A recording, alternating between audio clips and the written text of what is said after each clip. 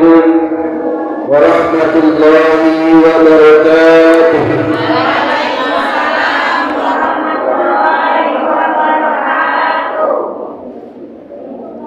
Innal hamdalillah nahmaduhu wa nasta'inuhu wa nastaghfiruh wa na'udzu billahi min shururi anfusina wa min sayyiati a'malina. Man yahdihillahu fala mudilla lahu wa man yudlilhu fala hadiya lahu. Asyhadu an la ilaha illallah wahdahu la syarika lahu wa asyhadu anna Muhammadan abduhu wa rasuluhu alladzi la nabiyya ba'dahu. Allahumma shalli wa sallim ala sayyidina wa maulana Muhammadin wa ala alihi wa sahbihi wa man tabi'ahum bi ihsan ila yaumil wa ba'du. Bapak dan Ibu jamaah segenap mujahidah ummah Quran Nurul Hidayah yang dimuliakan Allah Subhanahu wa ta'ala. Cahaya hidayah. Masyaallah. Pertama marilah kita kembali memanjatkan puji dan syukur kita kehadirat Allah Subhanahu wa ta'ala atas segala limpahan rahmat dan segala curahan nikmat yang Allah berikan kepada kita, sehingga pada waktu duha yang berbahagia ini kita dapat bermunajat, berjumpa dalam satu majelis yang insya Allah mendapat limpahan rahmat dan ridha dari Allah Subhanahu wa ta'ala.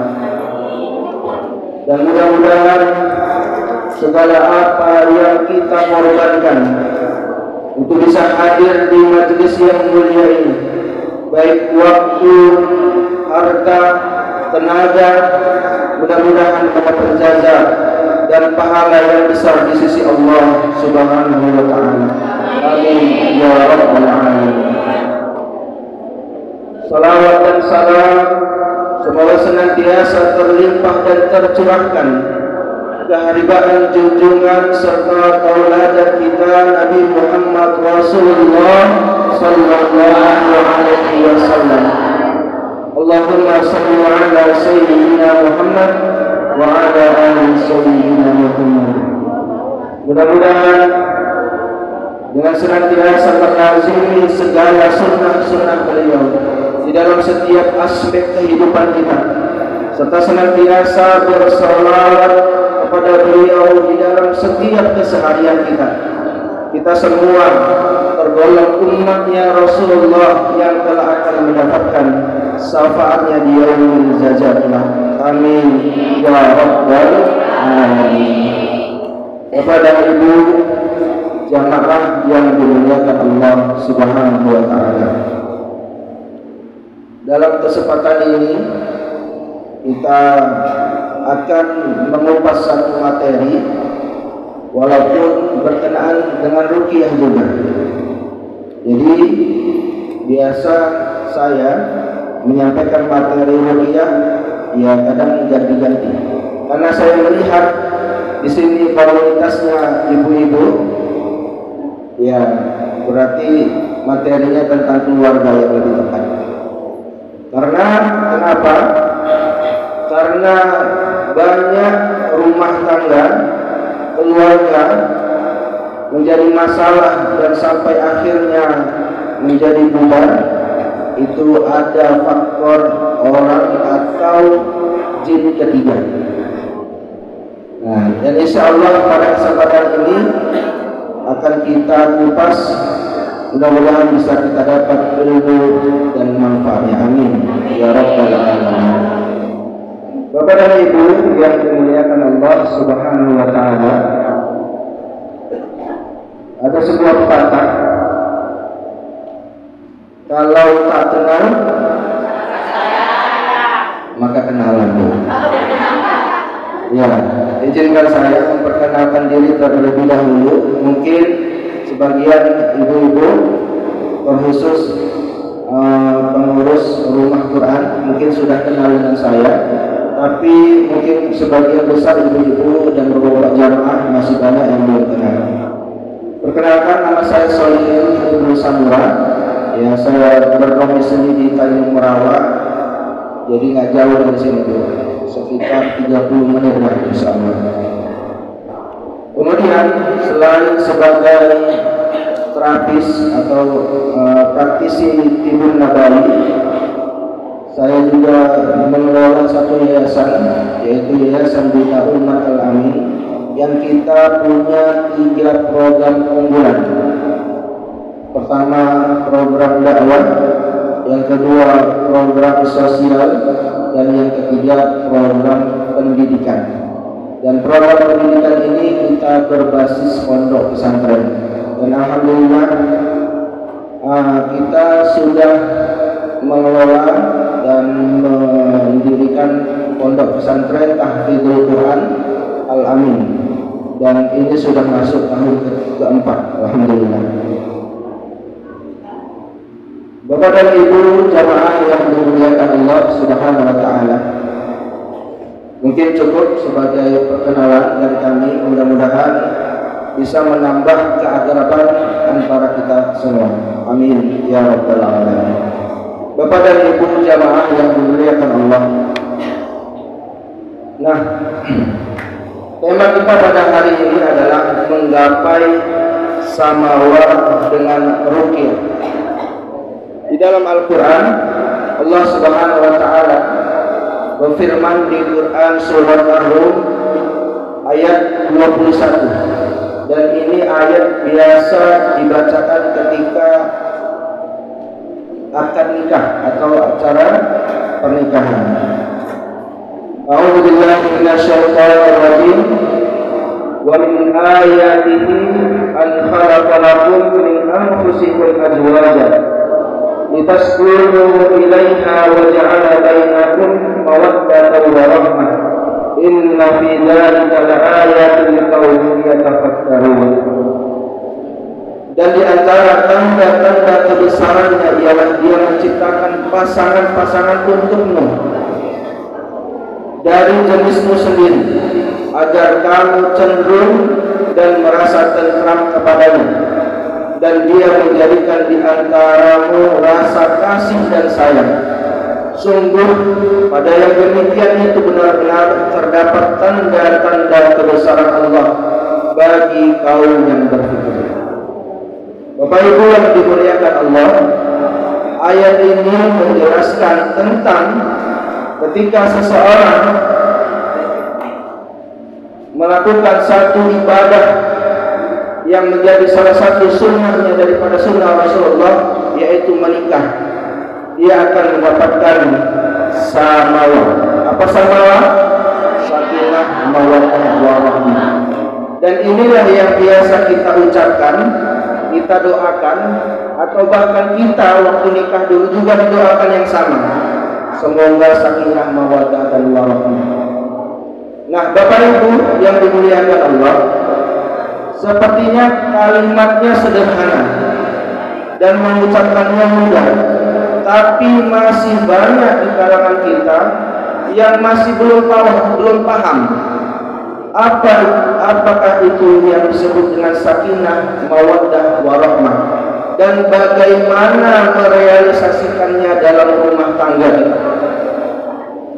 Kalau seseorang baru menikah, itu 3 bulan masa manis-manisnya, Bu. Betul apa betul, Bu? Itu wangi, kemana-mana maunya sama terus, ya kan, Bu? Tapi kalau sudah lewat 3 bulan, mulailah. Kalau di dalam sebelum 3 bulan itu masakannya asin pun dibilang manis, karena masih berbunga-bunga, ya. Nah, lalu bagaimana supaya sakinah mawaddah ini terus lanjut sampai akhir hayat kita? Nah, dan insya Allah inilah akan kita sampaikan. Nah, yang pertama yang harus kita pahami, apa arti daripada sakinah? Secara bahasa sakinah itu adalah tentram. Jadi orang yang sudah menikah itu akan mendapatkan ketentraman, ketenangan. Yang biasa nggak betah di rumah, setelah menikah betah di rumah. Yang biasa pulang kerja nggak langsung pulang, setelah menikah langsung pulang ke rumah. Itu berarti dia tentram. Kemudian mawaddah, yaitu mendapatkan cinta, ya, karena hubungan suami istri dibangun atas dasar cinta. Kemudian warahmah, sayang. Bapak dan Ibu yang dimuliakan Allah, tetapi di dalam menjalankan rumah tangga tidak selalu kita mendapat atau hidup itu mulus. Terkadang ya sama suami kesel, pernah nggak Bu? Begitu juga suami kadang sama istri kesel. Nah, dan itu akan kita hadapi siapapun orangnya. Bahkan di keluarganya Rasulullah sendiri, Ibunda Aisyah pernah merasakan kecemburuan ketika salah satu dari istri Rasulullah membawakan rantang atau makanan. Nah, inilah yang akan kita bahas. Lalu bagaimana agar supaya rumah tangga kita tetap langgeng? Sakinah, mawaddah, warahmahnya tetap langgeng dalam rumah tangga kita. Ada seni di dalam rumah tangga, Bu. Ada seni. Kami menyebutnya 5M seni dalam rumah tangga. Apa yang 5M itu? M yang pertama, memaafkan. Karena kita tidak ada manusia yang luput dari kesalahan. Kata Nabi, "Kullu bani Adam khata'un wa khairu khata'un tawwabun." Setiap anak Adam itu punya kesalahan, punya dosa, dan sebaik-baik orang yang berdosa, yang ketika dia sadar dia melakukan dosa, dia segera bertaubat. Dan di dalam Al-Quran, di surah Al-Baqarah ayat 237, Allah berfirman, "Wa anta'afu aqrabul taqwa, wa la tansawul fadla bainakum, innallaha bima ta'maluna basir." Pemaaf itu lebih dekat kepada takwa, dan janganlah kamu lupa kebaikan di antara kamu. Sungguh Allah Maha melihat apa yang kamu kerjakan. Allah menjelaskan di dalam ayat ini agar kita mudah memaafkan, baik suami mudah memaafkan istri atau sebaliknya istri mudah memaafkan suami. Karena kesalahan itu adalah satu keniscayaan bagi setiap manusia. Maka seni yang pertama yaitu mudah memaafkan. Kemudian seni yang kedua yaitu memuji. Nah, kita dalam rumah tangga ini jangan pelit, Bu, memuji. Suami habis gajian, ya kan? Habis gajian diserahkan sama ibu. Ibu bilangnya apa? Alhamdulillah, terima kasih suamiku, gitu kan? Ya Bu, itu nggak Bu? Ya mudah-mudahan ibu-ibu di sini semua ya memuji ketika mendapat kebaikan dari pasangannya, dari suaminya, ya tidak sungkan atau segan untuk memuji, terima kasih. Begitu juga sebaliknya, bapak-bapak ketika mendapat kebaikan dari istrinya, jangan pelit juga memuji. Istrinya sudah capek-capek masakan, bahkan masakan kesukaannya, maka ucapkan terima kasih istriku. Ini seni yang kedua, mudah memuji. Sebagaimana ini juga dicontohkan oleh Rasulullah, memuji Ibunda Aisyah radhiyallahu anha dengan julukan ya Umayyah. Apa artinya, Bu? Ya, wahai yang pipi kemerah-merahan. Itu pujian.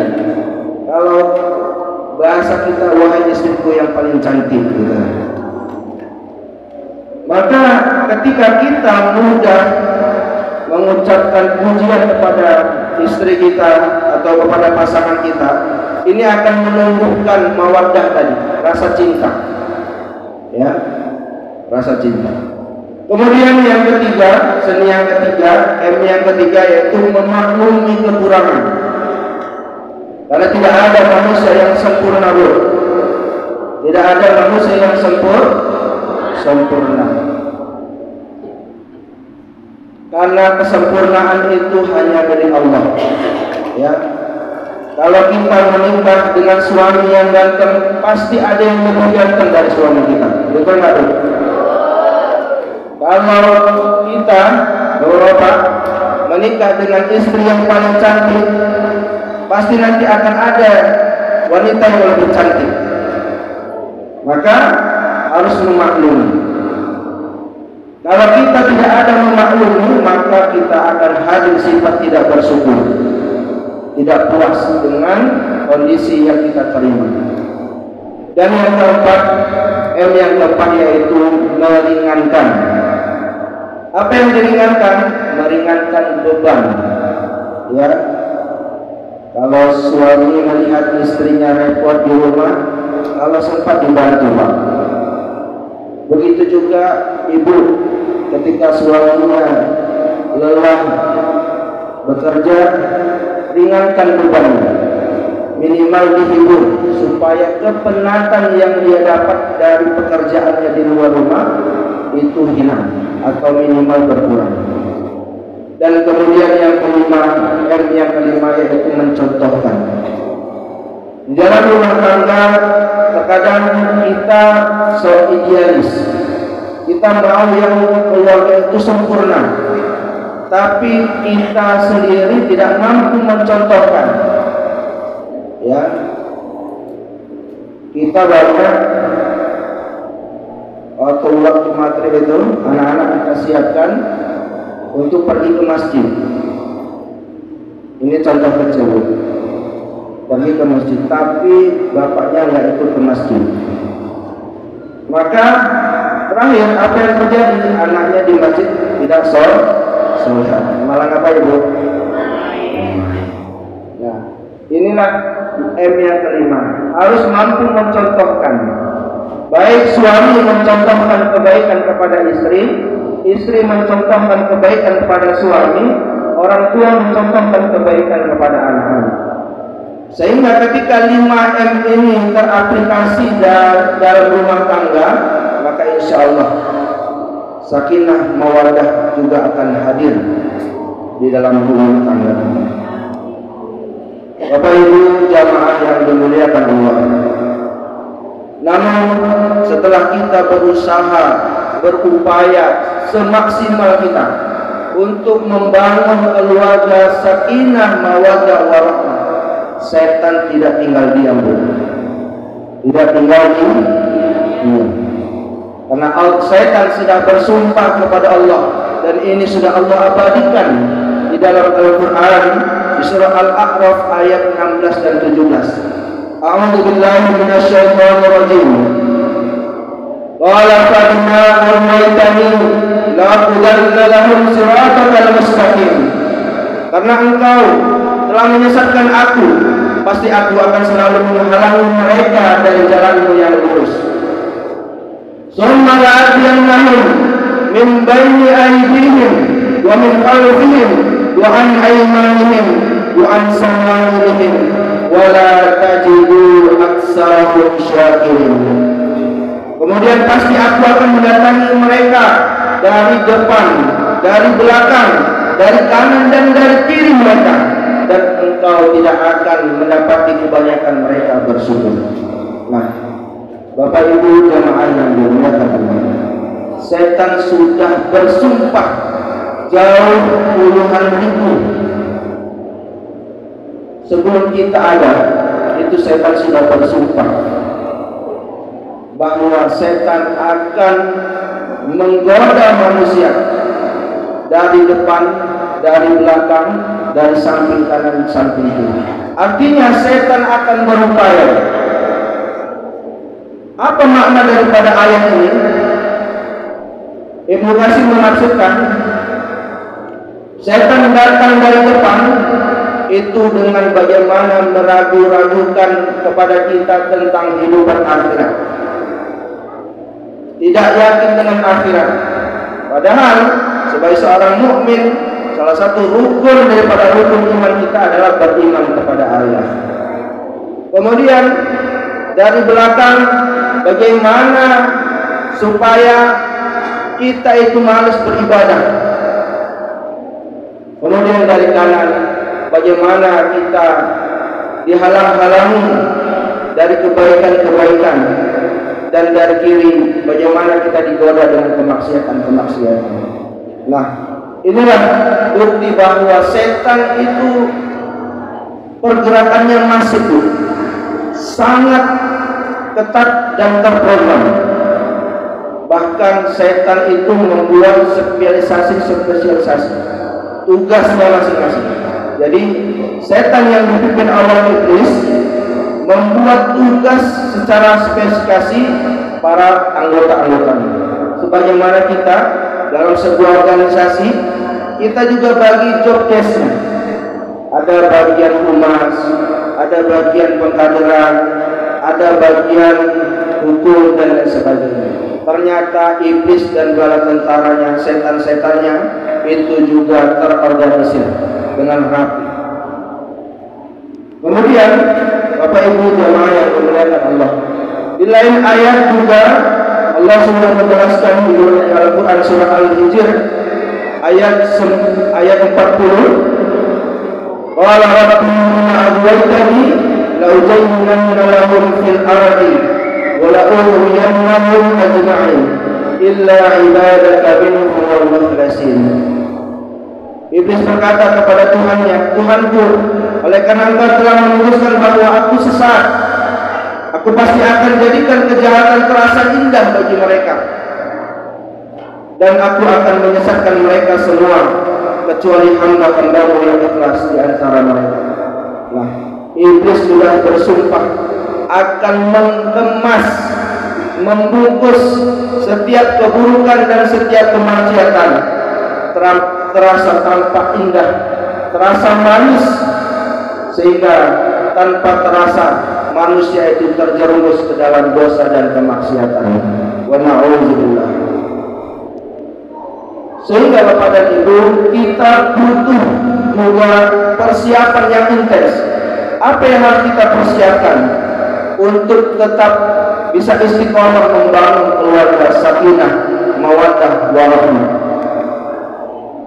Yang perlu kita siapkan pertama, kita harus tetap meluruskan niat. Bapak Ibu yang dimuliakan Allah, mungkin sebagian orang ketika menikah niatnya itu beda-beda. Beda-beda.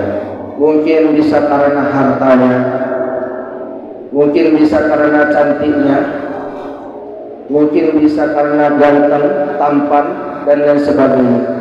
Tetapi semua itu akan pudar.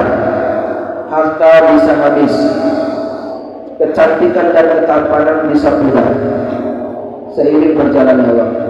Tetapi ketika seseorang berniat menikah itu karena Allah, maka ini akan terus menjadi pahala di sisi Allah Subhanahu wa ta'ala. Karena menikah itu adalah ibadah. Jadi ketika kita meluruskan niat bahwa menikah itu untuk Allah, ibadah kita kepada Allah, maka 24 jam insya Allah kita akan mendapatkan pahala.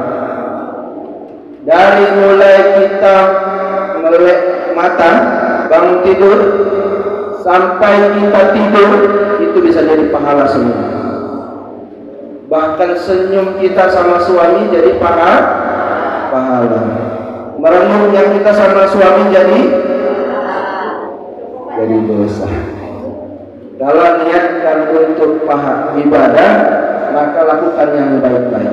Ya, senyum maka jadi pahala. Ini luruskan niat. Ya.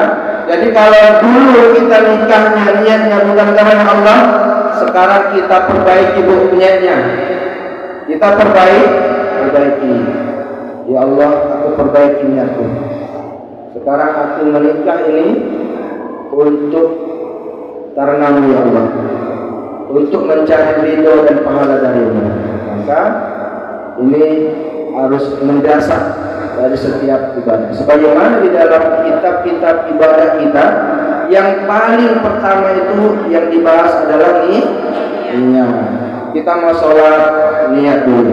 Kita mau wudu, niat dulu. Kita mau haji, niat dulu.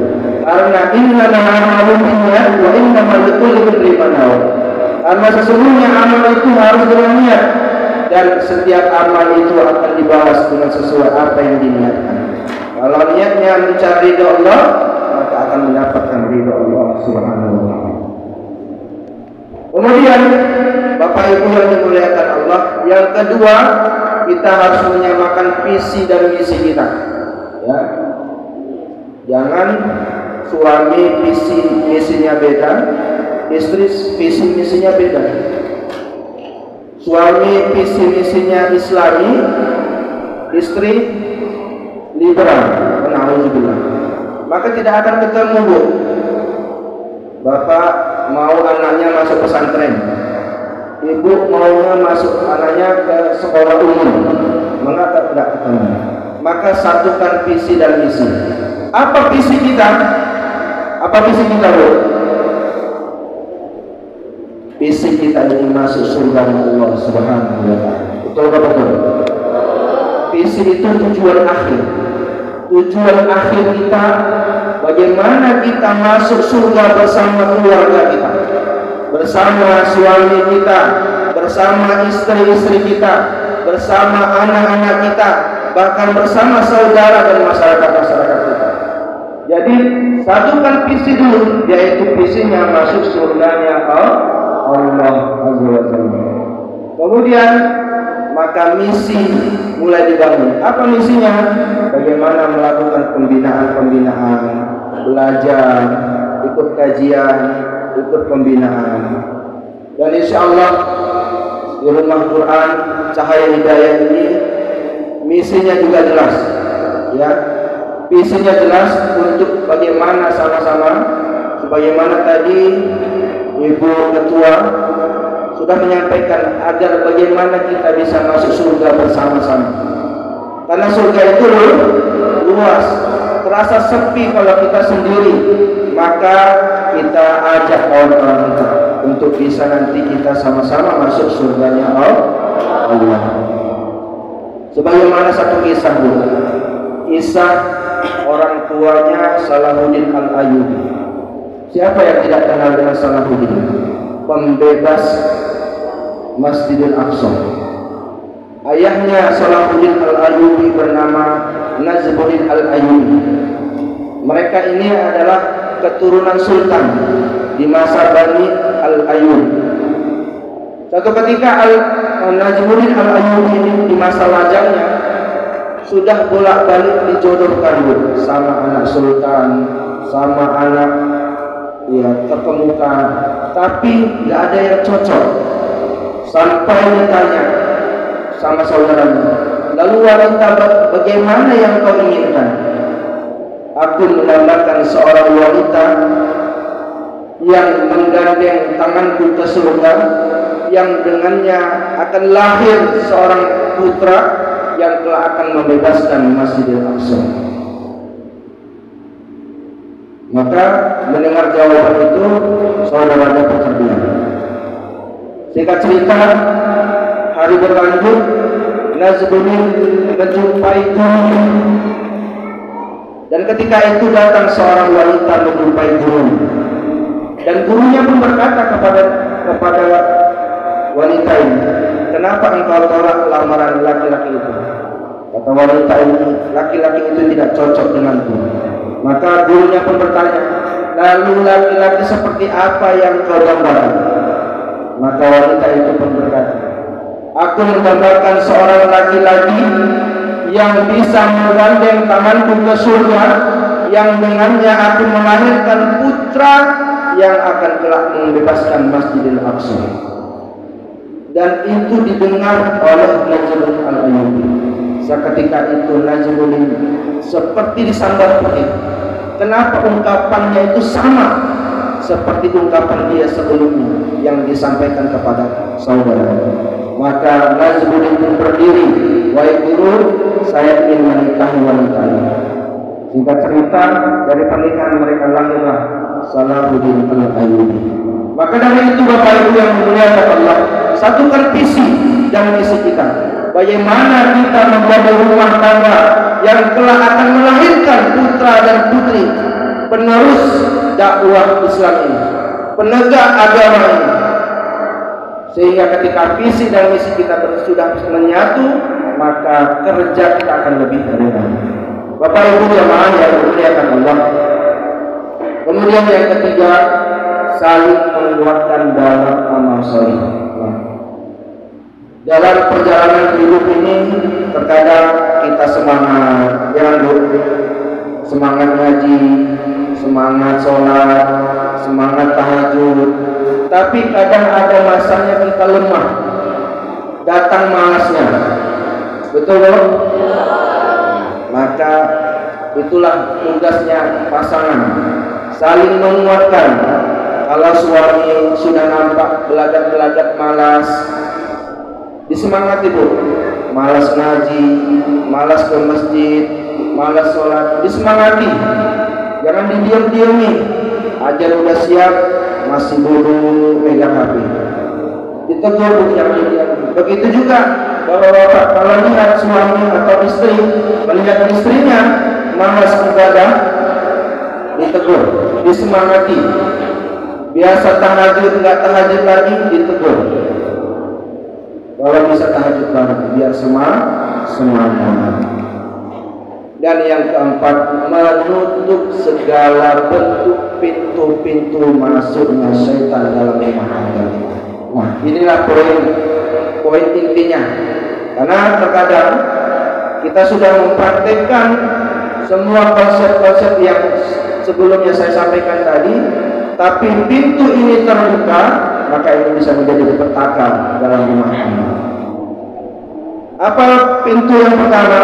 Yaitu melaksanakan ibadah ini. Jangan sampai kita meninggalkan ibadah-ibadah wajib. Ya, sholat semalas-malasnya kita minimal 5 waktu jangan tinggal. Jangan tinggal. Kemudian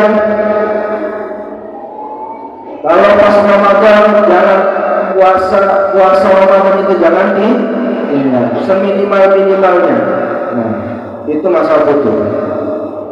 Ini pintu yang pertama. Kenapa? Karena banyak ketika meninggalkan perkara-perkara yang wajib, maka terbukalah pintu-pintu syaitan.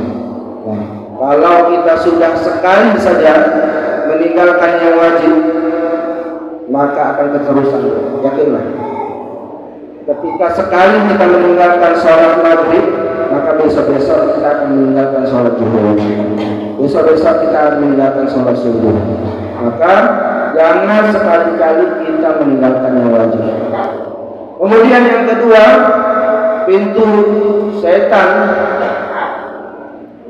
Yang kedua adalah menjauhi segala bentuk kemaksiatan. Menjauhi segala bentuk kemaksiatan. Apa kemaksiatannya? Banyak. Dan ini saya sampaikan yang banyak terjadi di masyarakat. Dosa apa? Yang pertama dosa riba. Dan ini termasuk daripada dosa yang dianggap biasa, Bu. Ya. Dan sistem keuangan kita pada umumnya di negara kita ini sistem konvensional yang terlibat dengan riba. Nah, padahal di dalam Al-Quran Allah menjelaskan, Allah mengharamkan riba. Dan Allah menantang siapa yang tidak mau meninggalkan riba, maka Allah mengatakan perang kepadanya. Dan ini banyak kisah yang dapat kita ambil hikmahnya. Ini dari kisah dari teman saya sendiri yang dia seorang pengusaha. Ketika usahanya mulai berkembang, Bapak Ibu yang dimuliakan Allah,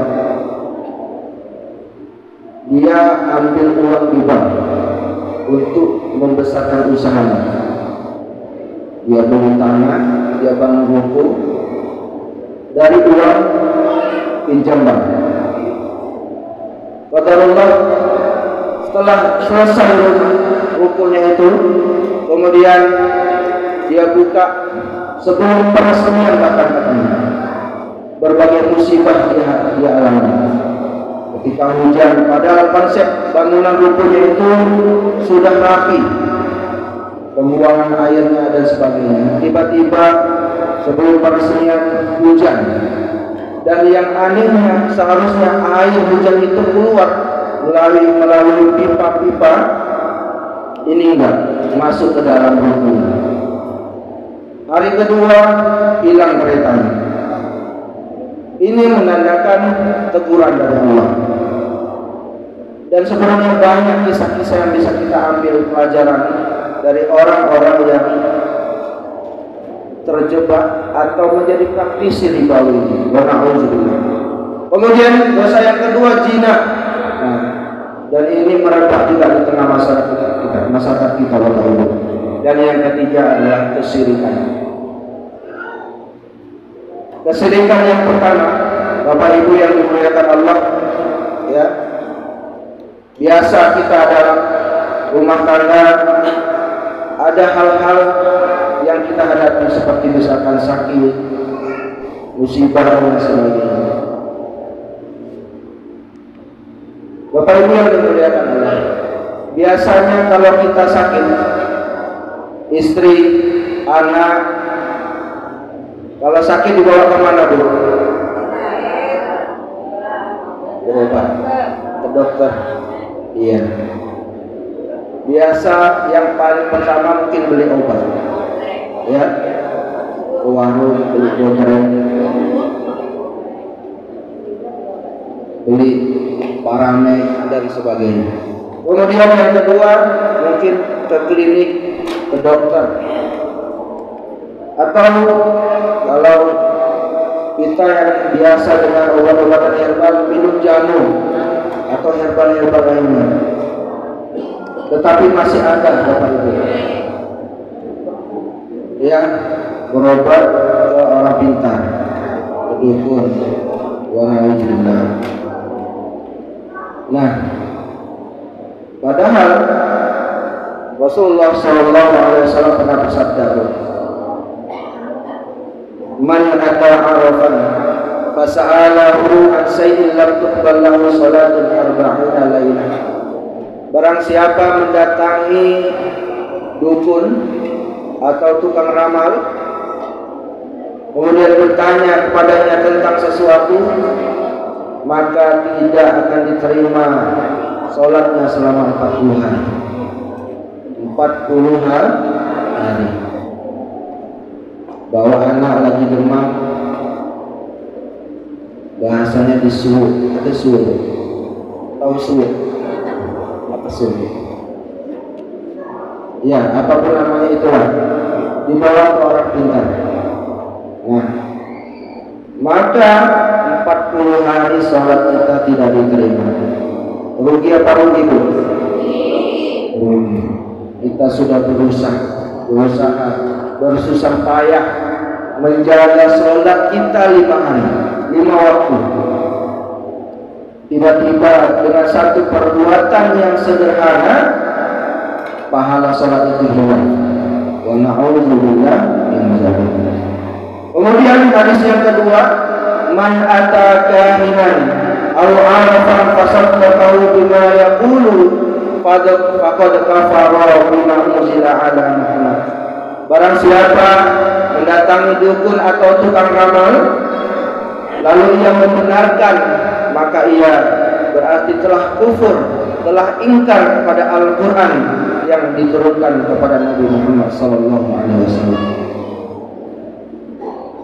Datang ke dukun, berobat, minta pelaris, minta supaya rumah tangganya langgeng. Ada kan, Bu? Ke dukun supaya rumah tangganya langgeng, supaya suaminya nggak macam-macam. Padahal Rasulullah SAW memberikan ancaman. Kalau cuma datang bertanya 40 hari sholatnya nggak diterima. Kalau percaya sama apa yang dikatakan dukun itu, maka dia dianggap kufur, ingkar kepada Al-Qur'an. Sedih nggak? Memang pada dasarnya kita tidak menginginkan yang aneh-aneh, kita hanya ingin kebaikan, ya kan? Kita datang ke dukun supaya anak kita sehat, kita datang ke dukun supaya keluarga kita harmonis. Tapi caranya salah, Bu. Caranya salah. Karena di dalam agama kita ini semuanya sudah ada. Maka agama kita ini adalah agama yang syamil, sempurna. Semua konsep kehidupan ada di dalamnya. Dari mulai kita bangun tidur, bagaimana kita bangun tidur, Islam ada tuntunannya. Sampai bagaimana mengelola tatanan masyarakat dan bernegara, itu juga Islam ada tuntunannya. Maka rugi kita ketika kita mengambil tuntunan atau konsep dari luar Islam juga. Nah, Bapak Ibu yang dimuliakan Allah Subhanahu wa taala, maka kita harus paham ini supaya kita tidak terjerumus dengan dosa ini, dengan kita terjebak datang kepada dukun. Kita kira ustaz juga, karena dukun itu ada dua, ada dukun hitam, ada dukun putih. Dukun hitam mungkin hari ini lagi viral oleh Ibu Sri buka media sosial. Sekarang dukun-dukun sudah angkat bicara loh, ya, rambutnya gimbal, ya kan, nggak pakai baju. Nah, itu dukun, dan dia mengatakan dirinya dukun. Nah, mungkin kita udah paham. Tapi ada dukun tidak menyebutkannya dukun, tidak menyatakan dirinya dukun, bahkan ustaz. Maka ada dukun hitam, dukun putih. Maka kita harus tahu kata kunci atau ciri-ciri dukun itu apa. Yang pertama, ciri-ciri dukun itu mengetahui perkara yang gaib, bisa meramal masa depan, bisa melihat jin. Oh, di kamar bapak ibu ini ada jin hitam, ada putih, ada merah. Berarti kemungkinan ada dua. Kalau dia tidak bohong, maka berarti dia bersekutu dengan jin. Karena orang normal pun nggak bisa lihat jin. Orang normal tidak bisa lihat jin. Jadi orang yang bisa lihat jin berarti abnormal. Berarti di luar kenormalan. Berarti ada yang salah dalam dirinya. Yang kedua, minta syarat tertentu. Apakah telur ayam kampung, apakah jeruk purut, apakah daun-daunan, bunga-bungaan, air-airan, dan lain sebagainya. Ini ciri-ciri dukun, meminta syarat. Yang ketiga, menanyakan ibu kandungnya, nama ibu kandung. Yang keempat, membaca mantra yang tidak dipahami. Jadi terkadang dukun putih memang membacakan ayat-ayat Al-Quran, tapi diseling apa? Di sela bacaan ayat-ayat itu terkadang mereka membacakan mantra-mantra yang tidak kita pahami. Dan yang kelima, memberikan jimat atau raja, dipakaikan benang warna-warni di tangan, di pinggang, di leher, di kaki, atau simpan di dompet, atau menuliskan raja. Raja itu tulisan seperti tulisan Arab. Bahkan terkadang ada potongan-potongan ayat yang tujuannya untuk satu kepentingan, untuk pengasihkan, untuk penjagaan dari gangguan jin atau penglaris dan lain sebagainya. Ini ciri-ciri dukun. Mudah-mudahan dengan kita memahami ciri-ciri ini kita terhindar. Jangan sampai kita gara-gara nggak tahu sholat 5 waktu kita tersia-siakan. Nah, ini ciri-ciri jimat ya, dan raja. Ini raja satu. Ada tulisan-tulisan Arab. Itu namanya raja. Kemudian bagaimana kalau kita sudah terlanjur pernah kedukun, pernah pakai jimat, pernah pakai raja dan lain sebagainya? Maka yang pertama kali Bapak Ibu yang kita harus lakukan adalah bertaubat kepada Allah, bertaubat. Ya ayyuhalladzina amanu tubu ilallahi taubatan nasuha. Bertaubat kepada Allah dengan taubatan nasuha. Apa taubatan nasuha? Menyesali dan tidak melakukan lagi. Ini taubatan nasuha. Kemudian membuang semua bentuk-bentuk jimat yang pernah kita pakai. Apakah itu keris, apakah itu benang-benangan, atau apakah itu raja, tulisan-tulisan yang digantung atau ditempel di dalam rumah-rumah kita. Kemudian memutuskan segala hubungan dengan jin atau kodam. Pernah punya kodam, pernah punya ilmu kanuragan dan sebagainya. Kemudian meruqyah dengan ruqyah syar'i. Dan yang kelima, perbanyak amal-amal kebaikan. Kalau dulu mungkin kita banyak melakukan kesalahan, maka setelah kita bertaubat kepada Allah, iringi pertaubatan kita itu dengan memperbanyak amal kebaikan. Yang dulu kita jarang sholat, maka sekarang perbanyak sholat.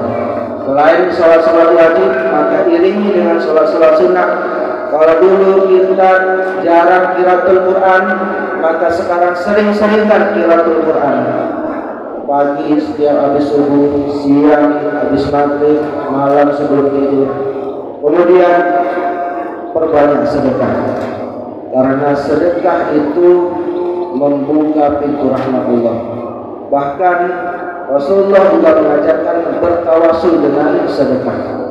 Sebagaimana juga ada kisah bertawasul, kisah 3 orang laki-laki yang terjebak di dalam gua. Kemudian salah satu mereka mengatakan, berdoalah kepada Allah dengan amal-amal kalian, bertawasullah kalian dengan amal-amal kalian. Yang pertama berdoa, ya Allah, aku punya 2 orang tua yang sudah renta, dan aku setiap pulang kerja membawa susu dan tidak memberikan susu kepada anak istriku sebelum pada orang tua. Jika itu menjadi amal soleh bagiku, maka bukakanlah pintu gua itu. Maka terbukalah pintu gua ini sedikit. Kemudian laki-laki yang kedua berdoa, ya Allah, dulu aku punya sepupu perempuan, dia butuh uang dan ingin meminjam uang kepadaku. Kemudian aku memberikan syarat kepadanya untuk memberikan uang itu dengan syarat dia mau tidur bersama. Tapi ketika hampir saja ember itu masuk ke dalam sumurnya, timba itu masuk ke dalam sumurnya, wanita itu mengatakan, ittaqillah, takutlah kepada Allah. Seketika itu juga aku takut kepada-Mu ya Allah. Maka jika itu menjadi amal soleh bagiku, maka gunakanlah pintu gua. Maka terbuka untuk gua itu tambah lebar. Kemudian yang ketiga, ya Allah, dulu aku pernah punya karyawan yang pergi sebelum gajinya aku berikan, sehingga gajinya itu aku kembangkan sampai menjadi satu usaha yang besar. Dan ketika dia datang meminta gajinya, aku berikan semuanya. Maka jika itu menjadi amal kebaikan, maka bukakanlah pintu gua ini. Maka terbuka pintu gua. Maka inilah menjadi dalil bolehnya kita bertawasul dengan amal, dengan sedekah, dengan kita melazimi sedekah subuh. Ya, setiap kita habis sholat subuh atau Kalau sebelum subuh kita infak. Apakah kita ingin keluarga kita menjadi keluarga yang sakinah, mawaddah, warahmah? Apakah kita ingin anak kita menjadi hafiz, hafizah, menjadi prestasinya baik dan lain sebagainya? Maka niatkan bisa menjadi tawasul. Bapak Ibu jamaah yang dimuliakan Allah, inilah materi pengantar pada acara ruqyah kita pada waktu duha ini. Mudah-mudahan apa yang materi kami sampaikan ini bisa bermanfaat, bisa menambah ilmu, terkhusus bagi saya pribadi dan ibu-ibu dan beberapa jamaah yang dimuliakan Allah. Amin ya rabbal alamin. Aku kalau ada wassalamualaikum warahmatullahi. Lebih dan kurang kami mohon maaf. Terima kasih atas segala perhatian, mohon maaf atas segala kekurangan. Jika ada pertanyaan sebelum kita nanti masuk acara ruqyah, mungkin ada hal-hal yang ingin dipertanyakan, kami buka waktu untuk tanya jawab. Assalamualaikum warahmatullahi wabarakatuh.